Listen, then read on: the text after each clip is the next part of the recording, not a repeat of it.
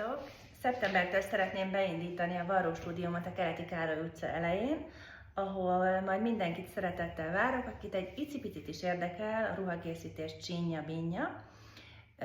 De addig gondoltam, hogy megpróbálok készíteni egy videót, és első témának arra gondoltam, hogy megérkezett hozzám ez a Fiber Mood magazin, ez a nyári szám. Én ezt egyébként rendszeresen meg szoktam venni, és arra gondoltam, hogy ebben a videóban ezt közösen végiglapozgatjuk, mert hát a burdán túl is van élet, vannak szabásminták, úgyhogy nézzük. Na hát nézzük csak, ez itt a borítókép, nagyon-nagyon kuszti, és az első oldalon láthatjuk, hogy mi ez a 12 ruhadarab, amit itt el lehet készíteni, itt alul vannak hozzá gyártmányrajzok, és akkor nézzük is csak sorban. Itt van ez a jó kis nyári ruha, ezt dupla gézből készítették itt. Én egy picit magasabbra szabnám, és átalakítanám egy picit a szabás mintát, azért, hogy szélesebb legyen ez a sáv. Itt van a másik kép, ugyanebből a dupla gézanyagból készült ez a ruha. Mindig mellette található, hogy milyen nehézségi szint.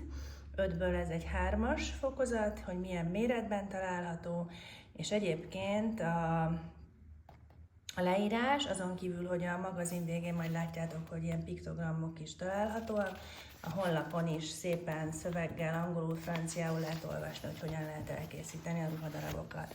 Ugyanez egy puplin anyagból, ami alul ilyen broderie anglaise-es, vagy ahogy is hívják, nem tudom. Na, ez nagyon-nagyon szép, nekem ebből a textilből jobban tetszik ez a fazon.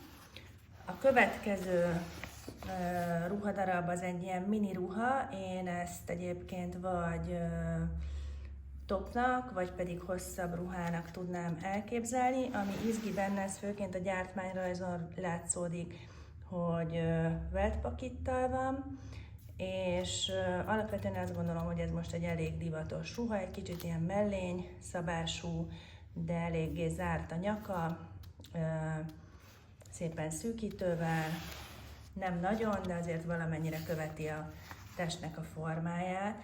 Itt van a bézs változat. A harmadik ruhadarabunk, ez a nagyon izgi, igazából itt a textil mindent visz alul ezekkel a rojtokkal, ez a Fiber Mood magazinnak a textilje, tehát Fiber Mood textil.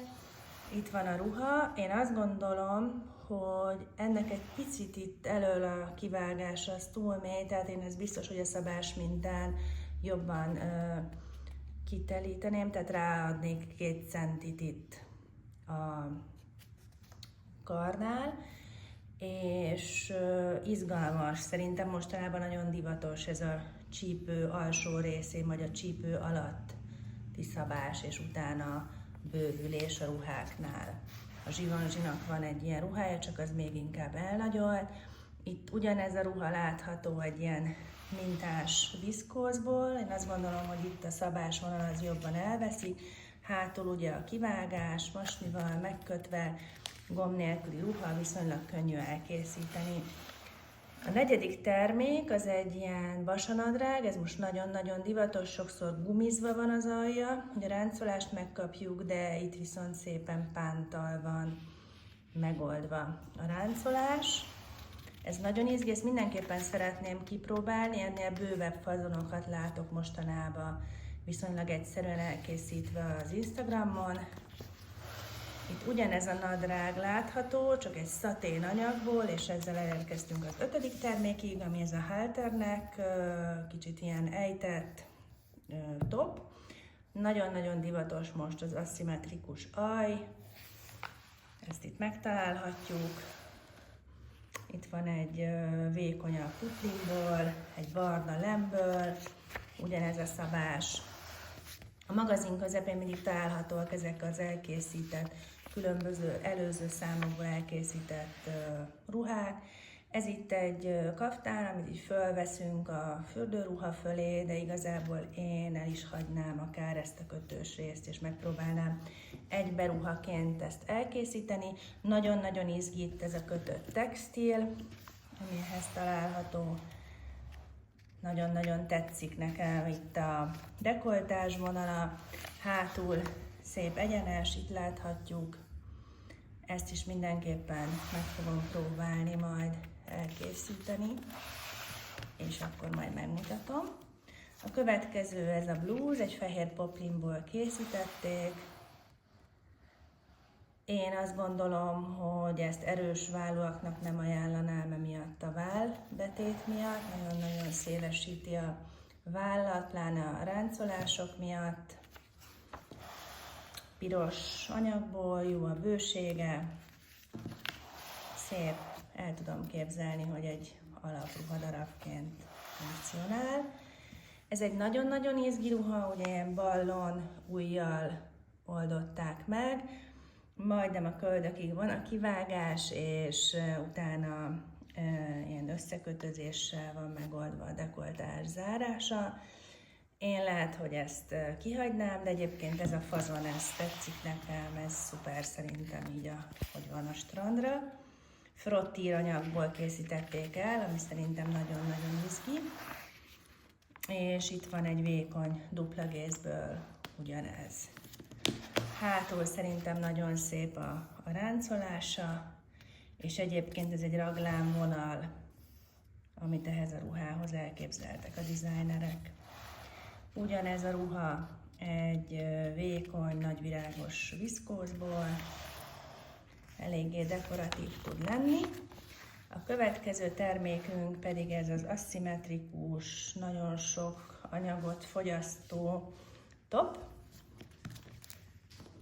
Szerintem ez is elég izgalmas, bár nekem egy kicsit sok benne az anyag,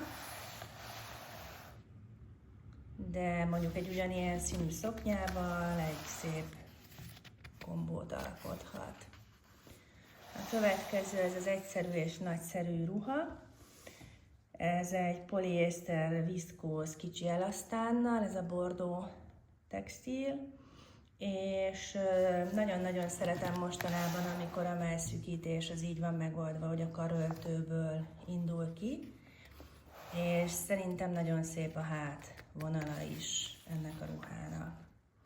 És az utolsó termék, ami ebben a magazinban van, ez a táska, ez egy ilyen igazi shopper, de szerintem a textilválasztás az szuper ennél, tehát egy ilyen mesh, átlátszó anyagból oldották meg, és végig ferdepántal adnak neki egy kis rögzítést.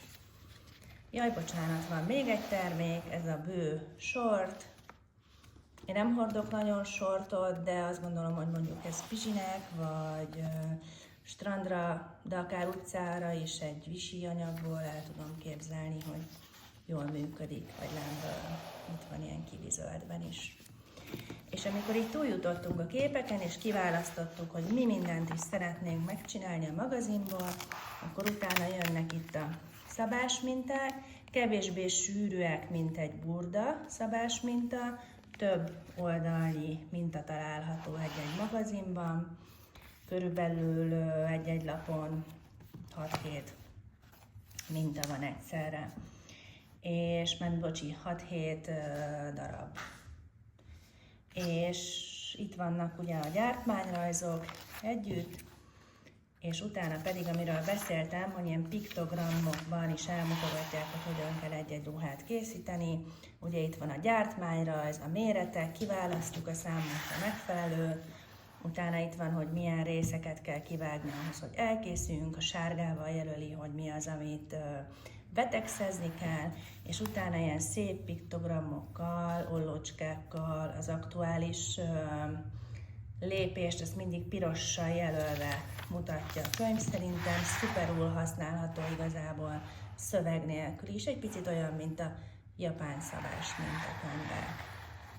Nézzétek, ez milyen izgi például, ugye ez a nagyon sok drapériát felhasználó trikó, ez ugye olyan, hogy van neki a külső része, és ugye a drapériát aztán a bélés fogja összefogni, amely egy ilyen tök egyszerű topnak felel meg. Na szóval, ez az a magazin, amit nagyon-nagyon ajánlok, mert szerintem tök trendiek benne a minták. Na pá!